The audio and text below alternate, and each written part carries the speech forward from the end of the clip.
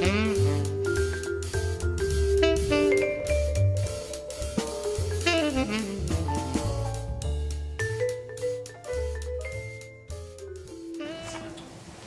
evening. Tonight we're going to discuss some of the halachas that pertain to Yom Tov and pertain to Chol Hamoed if we get to it. The laws of Yom Tov, they tend to get lost in the shuffle because think of all the other Yom Tovim that we're preparing for. Certainly Pesach, people busy with the Seder, busy with cleaning, busy with B'dikas Chometz, Sukkos, laws of Sukkos, people are halavai, a person just made it through the laws of Rosh Hashanah and the laws of Yom Kippur. You have only a few days to buy your lulav, your esrog, and people are wondering if their Sukkos kosher and their dalad minim. So the laws of Yom Tov tend to get lost in the shuffle. All the more so the laws of Chol Hamoed, and our goal tonight is to try and hit some of the high points that separate Yom Tov from Shabbos and separate Chol Hamoed from Yom Tov. That is part of navigating these days, is knowing how to ask a shaila, what it presents a question, and how to be able to navigate whatever it is that you want to accomplish on Yom Tov in terms of cooking, in terms of preparing for meals, in terms of carrying, etc. There are a lot of myths that pertain to Yom Tov and a lot of myths that pertain to Chol Hamoed. Well, you can cook and you can carry, and sometimes we don't necessarily know the scope of those allowances under the law. So we're going to start with Hilchos Yom Tov. Yom Tov, of course, the laws of Yom Tov are based on the laws of Shabbos. That's the starting point. You have the Lamites Malachos, and then you will have certain malachas that we would ordinarily not be allowed to do on Shabbos, which a person would, yes, be allowed to go ahead and do on Yom Tov, because of the psukim in the Torah that enable a person to do what is called Ochel Nefesh, prepare Ochel Nefesh, which is prepare food. There are certain malachas that are associated with preparing food that by and large separates Yom Tov from Shabbos. And that is a question of L'chachila. It's not a question, well, if I can get around it, I'll get around it. L'chachila, that what a person is allowed to prepare under the guise of Ochel Nefesh, a person is allowed to do L'chachila. The question is, what is Ochel Nefesh? What malachas fall under preparing food? A person can plow a field. You could ask him, he's also preparing food. A person can do mass threshing of grain, etc. He's also preparing food. You can go out hunting. That's also under the guise of preparing food. So what we need from Chazal, we need from the Halacha, is to understand what malachas are yes allowed under the laws of Ochel Nefesh that will enable a person to prepare for preparing food on Yom Tov. And then under what circumstances can we use a concept called mitoich? So it's a concept called mitoich, which says mitoich means since I'm allowed to do malacha A, B, or C for the purpose of preparing food, I'll yes be able to do that malacha for another context. Classic example being carrying.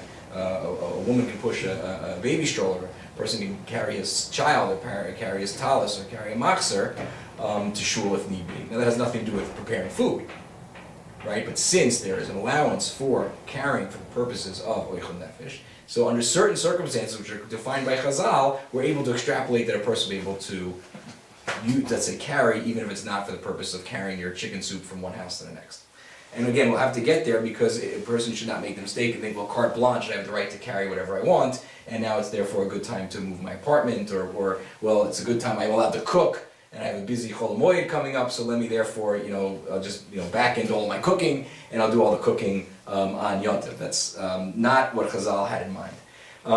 There are some amorphous concepts that make Hilchos Yom Tov a little challenging, Hilchos Chol Hamoed all the more so. Which when you go through the Gemara, the Masechta Be'ah that discusses Hilchos Yom Tov, there's a concept called Simchas Yom Tov. They're very, very meticulous that people should enjoy Simchas Yom Tov, and they should avoid unnecessary tircha. Now anybody who's prepared a Yom Tov meal for 24 people, it's very difficult to do that without tircha. But nevertheless, Chazal, where possible, wanted you to avoid unnecessary exertion. So we'll see exactly how that plays in. Okay, now, the first question is, what is considered Ochel Nefesh? And that's a machlokes in the Gemara. And basically what comes out is that anything which is considered a daily necessity for a person's physical well-being can come under the category of Ochel Nefesh. It doesn't have to be food per se. It could pertain even to a person, let's say, washing with warm water. Now we're not going to go so far as to go take a shower on Yom Tov, but nevertheless, since people normally will use hot water, for their purposes of warming their face, let's say with warm water, that would be something which would be considered a common everyday need, common everyday malacha, that would be allowed. Of course, to go ahead and plow a field is not something a person does every day, so therefore it's not allowed. Fine. The halacha of oichel nefesh, the way it's spelled out in the Torah, is that it is for ya'aseh lachem, it should be done for yourself. So as we mentioned, the concept of mitoich means that since a malacha would be mutter for preparing food, it becomes mutter even if you can use it for a purpose which is not food related. The classic example being transporting or carrying. So if a person would be allowed to carry hot water, let's say from one home to another, because he would need it to put up a cup of tea, that would be allowed. So therefore, carrying a Sefer Torah from one room to, let's say, from one shul to another shul if necessary, carrying your talis bag from your home to shul also becomes allowed based on the concept of mitoch.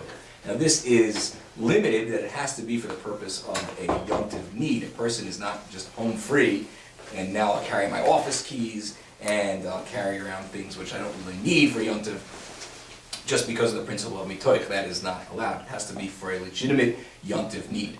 Now, if walking with your children, if you have a young child, your baby carriage would also be allowed. Carrying your lulav to shul would be acceptable as well. Now, it has to be something which is common to all people. So, for instance, carrying medicine is not something that most people are doing. So that could be problematic unless a person has a need for it on the yontiv. Another aspect of yontiv which plays in a lot of different malachas is the concept of hachana, of preparing from one yontiv to first day yontiv to second day yontiv, or preparing from second day yontiv for the weekday or chol hamoed, whatever the case may be. This presents itself a lot of different areas. The women will say first and foremost in terms of the dishes, and for all of our cleaning from the first day to the second day, exactly how does that play itself out? If I'm cleaning up the suda, cleaning up my meal after the first day lunch, well, what am I really cleaning up for? I'm cleaning up for second night yontiv. So how exactly does that play itself out? We'll have to see. But in the meantime, it's something which factors into a lot of different shilas. It factors into cooking, if I'm legitimately cooking for the yontiv that I'm on, or I'm having in mind that I'm cooking for the next yontiv down the road, i.e. that next night. Also in terms of carrying, if I'm bringing something, if I'm bringing my makser home from davening, the first morning of yontiv, the chakras of the first day yontiv, so why am I really bringing it home? Perhaps I should be leaving it in shul. So these are issues which depend a lot on circumstances. If I'm going to daven from that very machzer at mincha later, so I need it. If I need it to bench from, then I need it. If I'm afraid my lulav is going to be left in shul and it's going to be lost or what have you, or it's going to be not safe, then I'll have the ability to take it home with me. Okay, but if I'm going to visit my friend's house first, to have a l'chaim there, or a kiddush, what have you, so not necessarily be allowed to take my lulav from my friend's home back to my house, because it's not serving a legitimate yontiv purpose for the first day yontiv. If I have to carry it home for my wife to shake lulav, or my children, etc., that is a well-known shaila in Shagas Ari deals with it, etc. There is a concept called riba b'shiurim, which means that once a person is allowed to do something for yontiv, he's allowed to go overboard in terms of the shiur that he is preparing. So for instance, you could technically, let's say, you're putting up a pot of hot water. So you could put up 1 gallon of hot water, but for the same act, the same malacha you're doing, you're putting up 2 gallons, that would be acceptable. Even though you know that the second gallon of water you're going to use the next night. Okay? There are certain limitations on this. You can't specify, you can't say, oh, while I'm doing this right now, I'm going to need extra hot water tonight. You can't specify that you're doing it for the next night. And it cannot involve additional malachas, meaning that when you're taking 1 pot of water and you're putting up, that's only 1 act of malacha. If you'd be doing several acts of malachas, you're turning over several blintzes, so each time you're turning that over, that's a new malacha. That would be problematic and under the laws of riba b'shir. Fine.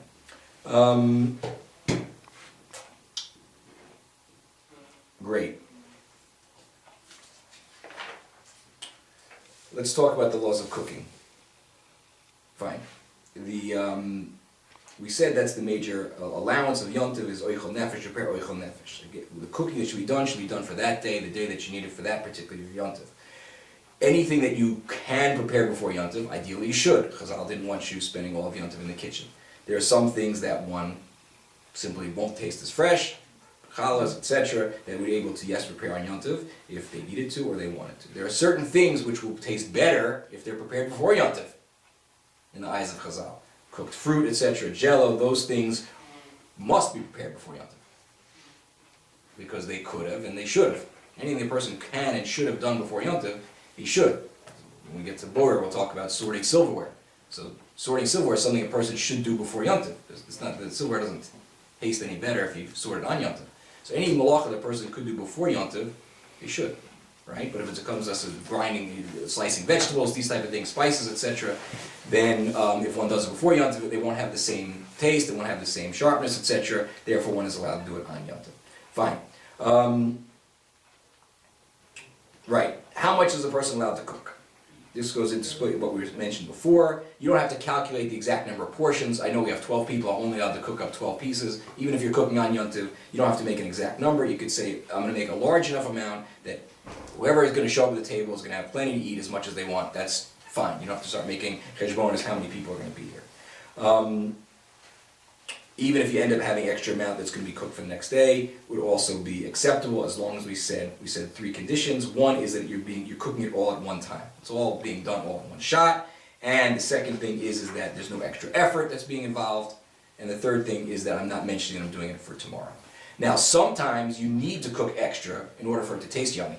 A larger, if you need to cook up a large pot of chicken soup for it to taste like a proper chicken soup, that would also be acceptable. You could add additional pieces of chicken to your soup to give it a heartier stock, even though those pieces are not going to be eaten on Yom Tov, because that is considered I'm enhancing the flavor of this soup, and that would be allowed to do. So if you sometimes have to add food to a pot so it won't burn, that would be acceptable.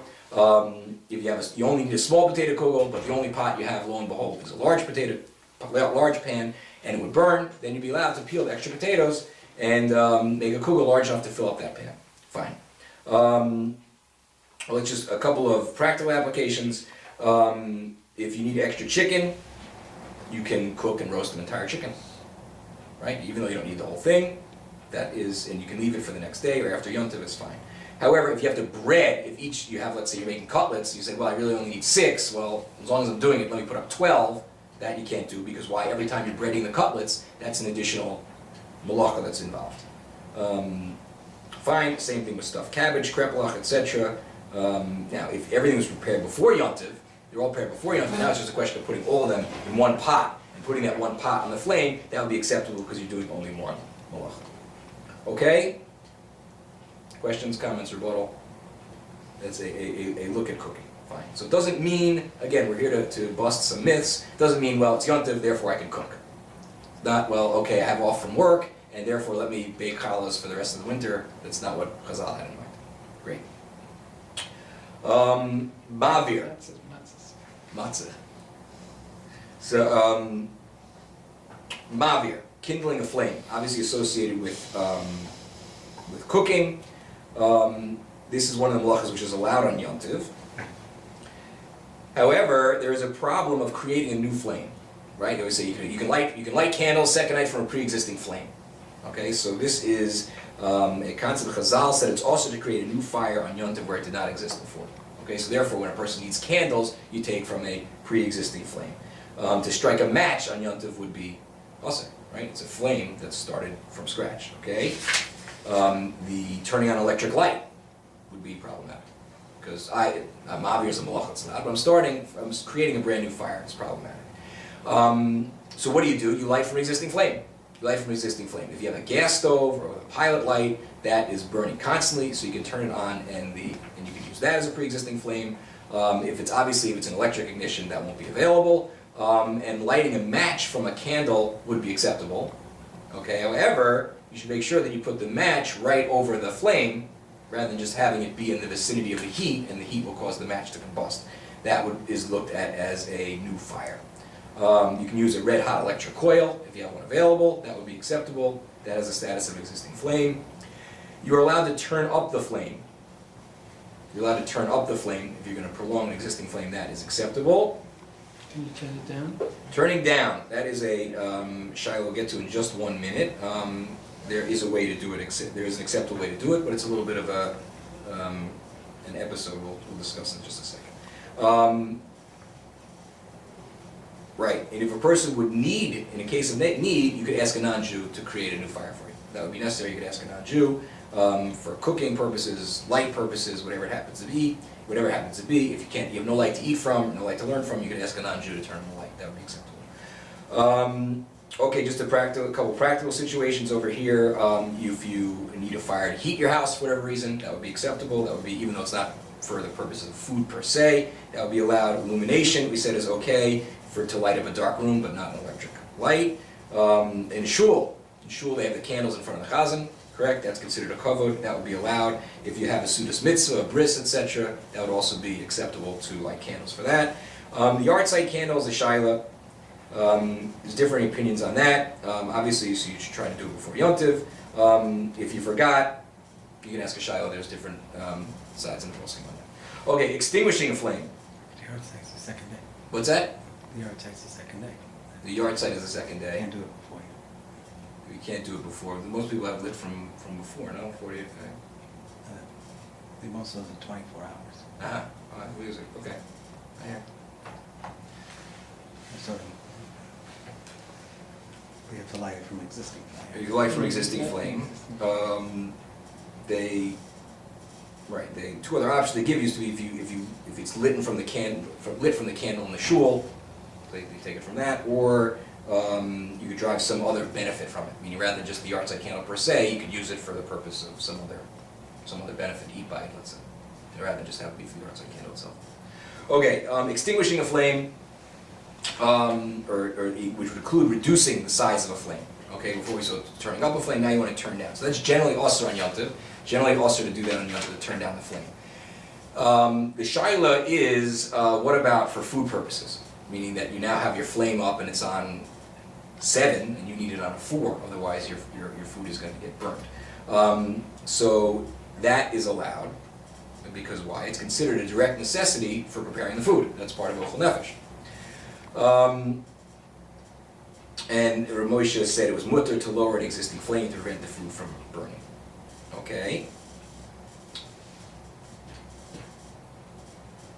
Now, what happens if your flame is up? Your flame on your burner is up, and it's not a question of burning the food. You just don't. It's just wasteful. You have the flame running at 7 or 8, and you don't need it for any purpose. You just want to bring it down to 3 or 4, or what have you. So therefore, it would be we have to come up with a way over here to indirectly lower this flame. And the eights they give is the following: is one reason maybe it's getting too hot. It's getting too hot. Not just a question of wastefulness of maybe it's getting too hot would be another reason. So they offer a couple of options over here. One would be is that you could put a full pot of water on the flame, so the water will boil, it'll overflow, and it'll put out the fire. Okay, and now once it's out, well, you have a problem with the gas. No, then you can turn off the gas. You can't leave the gas running. So that would be one option that they would allow. Okay. Now you just have to have some Yom Tov use for the water that you're putting on the pot, on the flame. Excuse me. Right? You can't just set up this whole thing just for the purpose of extinguishing that water that came out. You would put up a nice cup of tea, and that would be an option. Another option would be ask a non-Jew. You could ask a non-Jew to lower or extinguish the flame. That would be allowed. If it's too hot, or let's say you have a light on in your bedroom and you can't sleep, you'd be allowed to ask a non-Jew to put out the light. If it's an electric stove or an appliance, that would be usher. You couldn't unplug that. That would not be allowed. But you could ask a non-Jew to turn off a light if it was a legitimate Yom Tov purpose. Okay. And obviously the related questions of smoking on Yom Tov, which we all know for health issues, we shouldn't be smoking in any event, but for those of you who have an issue to grapple with over Yom Tov, the laws of Mavir and Mechaba of extinguishing and igniting obviously play themselves out with the Marlboro Man. Okay, now, so that is cooking and Mavir and Mechaba. Borer. Let's go to Borer, and then we'll come to carrying to Leitzah. Okay, Borer, we know Borer is selecting on Shabbos. We all know 3 things that allows a person to select on Shabbos, which is that you are taking what you want, right? You're taking good from bad for immediate use, and you're taking it with your hand.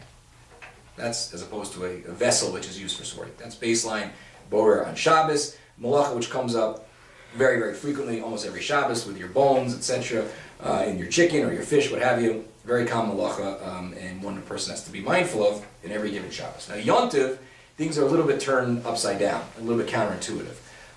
We'll find that borer on Yom Tov falls in one of three categories. Either it's going to be totally a mutter, totally allowed, no problem. It's going to be okay with a shinoi, meaning you'll do it differently than you normally would do it during the week, or it's going to be completely awesome. So you have one of three categories. So borer on Yom Tov is if you're looking for a nice halacha to chew on, get under your belt. Laws of borer on Yom Tov is very, very interesting. Now, when is a situation where it's totally mutter? Is if it's part of your daily course of food preparation, and you couldn't do it on Erev Yom Tov. Okay, classic example, you're peeling vegetables.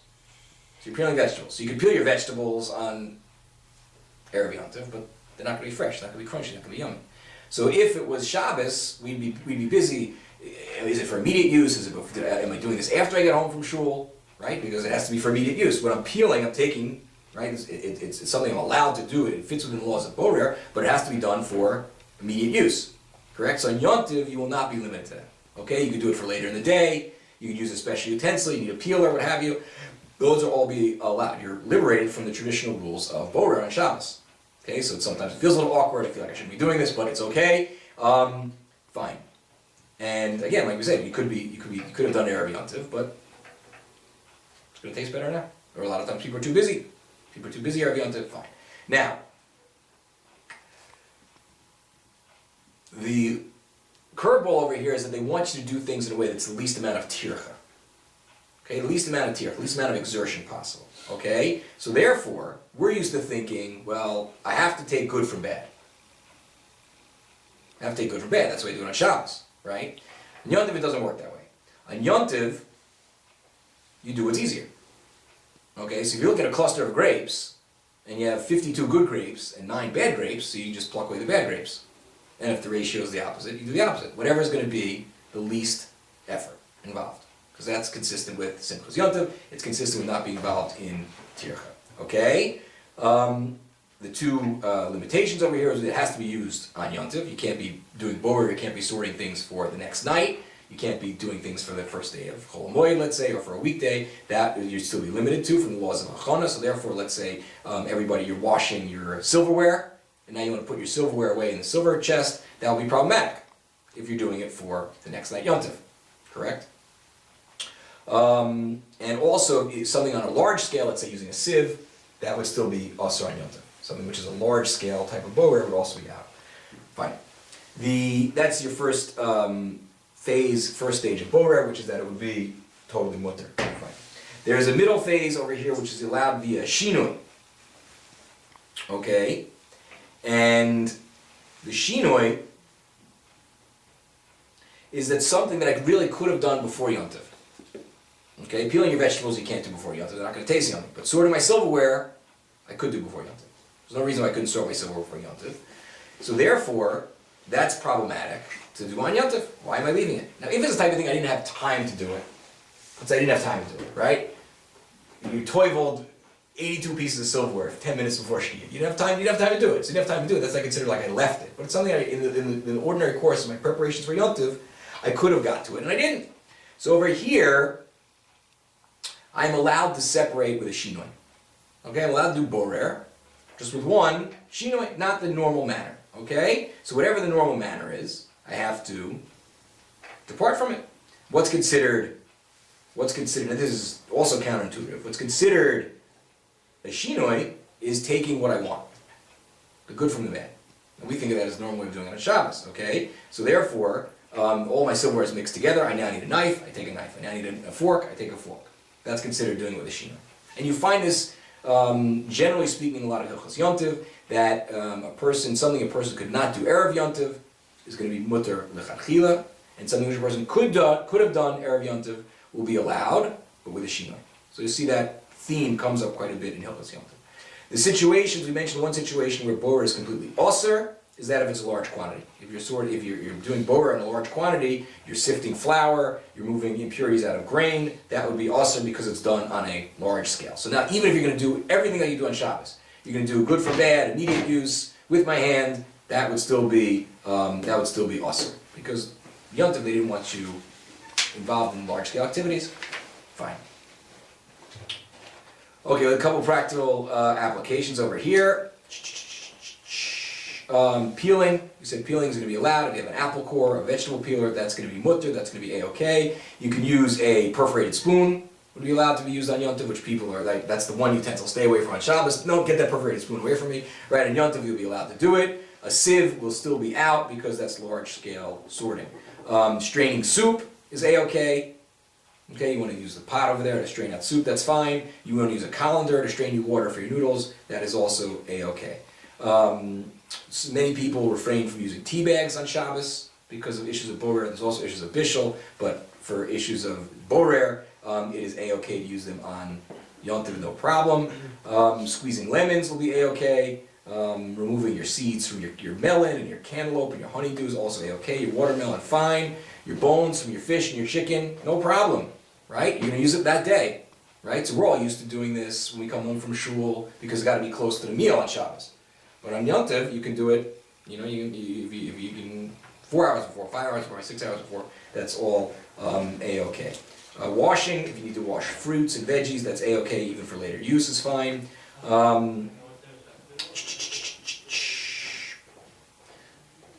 Okay, you can sort svarim if need be on Yom Tov,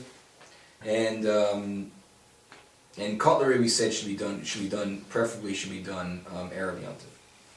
Okay. Now, but if you wash the night meal, let's say you finish your night meal, you got all the silverware there, and when's the next time you can use it? The next day, lunch. So you can sort it. It's going to be 12 hours later, no problem. Because that's not something I could have done Erev Yom Tov, it just got mixed after the night suda, that is the night meal. So that would be available. However, obviously after the morning meal, you would not be able to sort everything because the next time you can use it is going to be the next night's Yom Tov. Okay. Great. Questions, comments, rebuttal? Okay. If it's gonna mess up the kitchen, It's going to mess up the kitchen. So that is a question whether there's a psychological value in having a clean kitchen. So I understand this may have gender ramifications as to who's most offended by the kitchen, but you do have such a theory. It comes up on Shabbos in terms of rinsing dishes. And technically speaking, after Shabbos meal, you use your dishes, so you should rinse them. Why am I rinsing them? I'm only rinsing them. I mean, if I'm not going to use them, I'm not going to use them. Like, I'm rinsing them. A typical Shabbos day, I'm done with the children. Why am I rinsing them? Because I don't want to work harder on Motzi Shabbos. Shabbos. So that is generally problematic. There is a theory that if it's going to damage the dishes, let's say there's a certain type of ceramic or certain type of thing, that if you leave them it's going to be problematic, that you would be able to soak it. There's also a theory that, well, these dishes are going to, if I leave it dirty, it's going to really disrupt my Oneg Shabbos. like a clean environment. Like you have a clean environment, it's going to attract bugs and these type of things. That's surely going to impede a person's Oneg Shabbos, that's right, and Simchas Yom Tov as well. The person just has to be honest with themselves if they're doing it for that purpose, or they're doing it for the purpose of just making a lighter load of work on Motzi Shabbos. Okay, carrying. If they happen to put them down inside a pan. If you have to put them down inside, that would be okay. If it's Pre-prepared dish. right, that would be okay. That would be okay. Now, carrying. The Bible, the buzzword of Yom Tov is mutter to carry, right? Yom Tov, you can cook, you can carry. That's what makes Yom Tov Yom Tov. You can carry. Not so simple.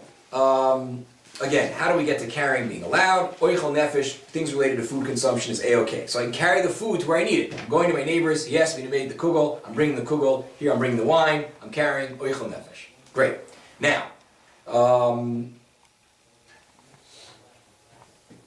great. On Yom Tov, mitoich, concept mitoich says what? It says that I can carry even for the purpose of not oichel nefesh. Okay? I now have the machzer, I want to bring to shul.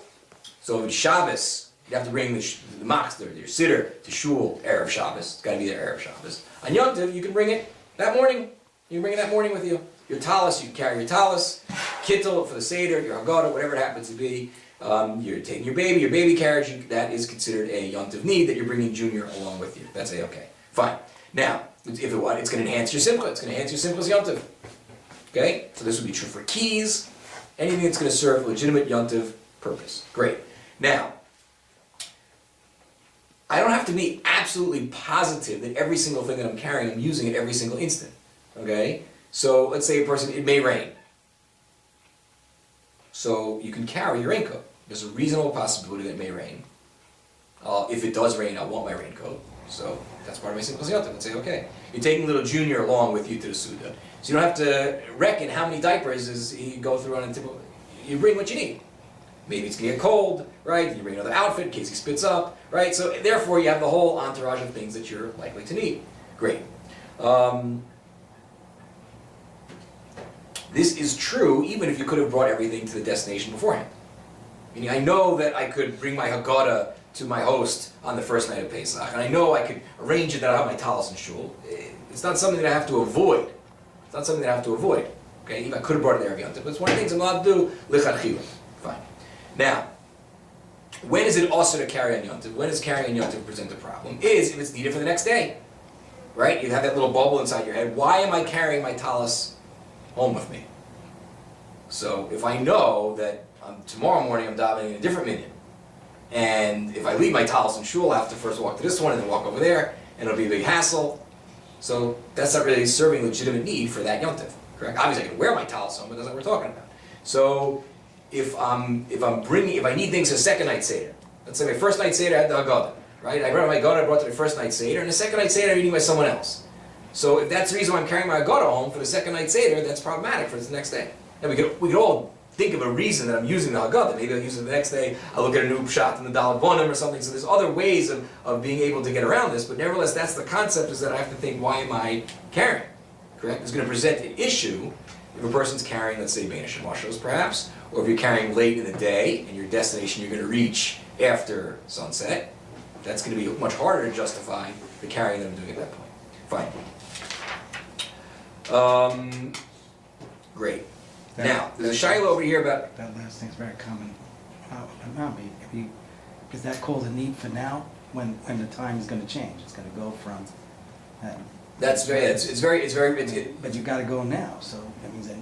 Right, so that's very problematic. So there's a shiloh that you're carrying during Bein Hashemashos. We'll see if we get there. With regards to if you know you're going to reach your destination after sunset, that's problematic. Because I mean, not for everything. I mean, a person can be reading is you can be saying to Tehillim on the way, but if you're pushing a baby carriage and you got 52 different things in there, very hard to be utilizing all 52 at that time. So you have to make that judgment, right? Okay, there's Rabbi Akiva Eger that says that carrying during Bein Hashemashos I think is okay. I have to double check it, which is interesting exactly how that works. Maybe we'll get there, maybe we won't. Okay, another thing which is an issue over here is something which has fulfilled its purpose already. Okay, like we mentioned before, a lulav. Why am I bringing a lulav home? It served its purpose. I shook lulav in shul. Why am I bringing it home?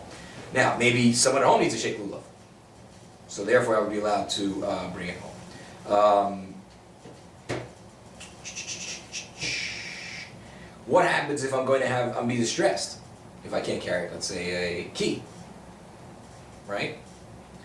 So I'm gonna have a lot of anxiety if I'm not gonna be able to get into my house, right? I'll hide my key someplace. So no, I can take the key with me, correct? I can take the key with me. The rule, if you generally put the Hadassah and Aravas in the refrigerator, right? So you're taking it home, put it in the refrigerator, which is a need for now, right? I suppose so. I mean, it doesn't really serve a purpose till the next day. You're preventing it from. Right. So now here you can carry your house key with you, because why? You're afraid that if I leave the door unlocked, maybe someone will walk in. Correct. So this is under the concept of something which is considered a Yom Tov need, because it'll relieve anxiety. Right. Person staying in a hotel, he doesn't leave the hotel door open. So therefore, you'll be allowed to take it with him. Now, obviously, there's another way around it. If you have a Shabbos lock, and you don't need to take a key, so there's no reason to take a key. If you're taking your keys, doesn't mean your car key should be on it, doesn't mean your office key should be on it, because your office key is hopefully not a Yom Tov need, right?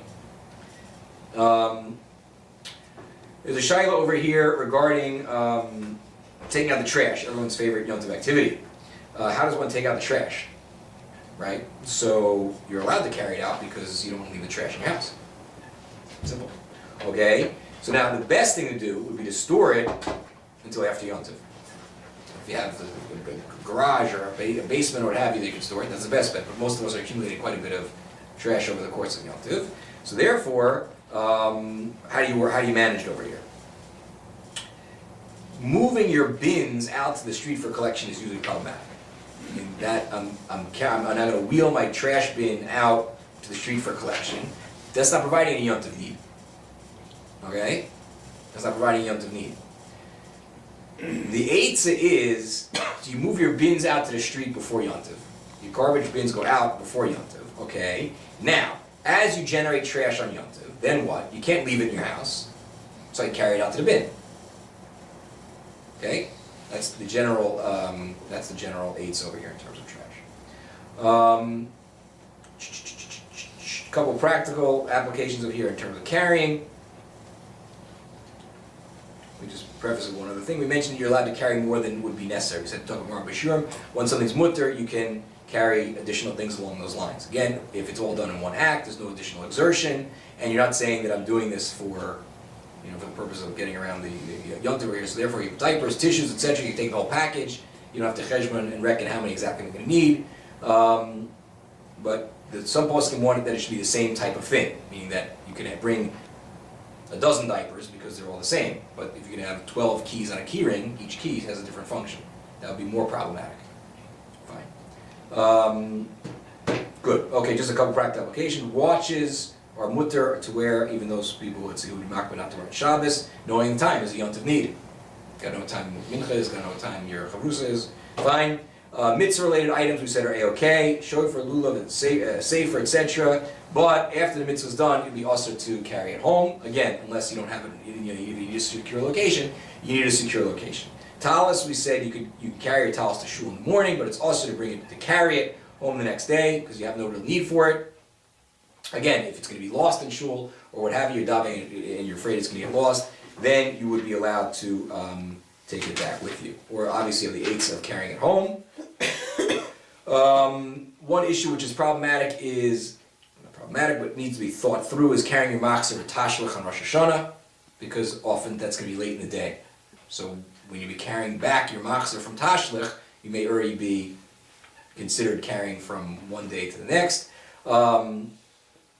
So that is something that you would be allowed to carry to the body of water, that where you're presumably saying tashlich, and then you have to make a reckoning. Can I leave it there? And maybe it's disrespectful. I'm going to leave my machzor there. Leave it by the side of the Mississippi. So if it would be disrespectful, then you have a reason to bring it back. Svarim also, you can carry it back as long as you don't have another copy at home.